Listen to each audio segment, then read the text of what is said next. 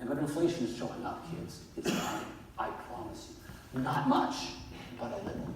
Here's the story. Let's go back. Oops. CPI, what you think of as inflation. Red is headline, red is core, no food and energy, data from this morning, and blue is headline, including food and energy. And what you see is generally increasing inflation. But oil prices just plummeted. That will drive the blue down. It won't make red do much, but it will drive blue. Economists look at the red, not the blue, because blue bouncing around just because of food and energy prices, bouncing around because of drought and all that kind of stuff. But the Fed doesn't look at the CPI, they look at the PCE. Again, red is core, no food and energy, blue is food and energy. Data will come out in 2 weeks. The red is what they care about. They want the red to be 2%. What's the red at right now? 2%. But unemployment's going to get lower, our economy's going to run hotter, wages are going to go up a little more, we're going to run out of productive capacity. And that's why the Fed is raising rates. They're raising rates because they want to slow the economy down to the point that job growth is 100,000 a month.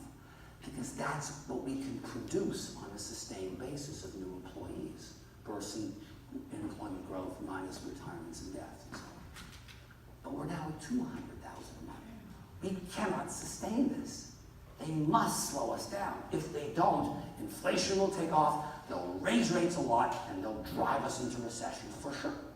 So they're doing interest rate rising activity proactively, hoping to calm us down, such that by the end of 2019 or early 2020 or mid-2020, we get down to 100,000 new jobs a month, because that's all we can sustain given our demographics. If they succeed, we have a soft landing and no recession. If they get it wrong, we either have inflation or we have a recession. We'll see. This is another graph to show you, like that labor employment graph back here that talked about recessions coming up and likelihoods and situations here. We looked at this and that and this. Here's another graph that looks very much like that one. It's different but similar. So this tells you how big our economy should be under ideal conditions, 12 trillion, 14 trillion, 18 trillion. Red tells us how big we actually are.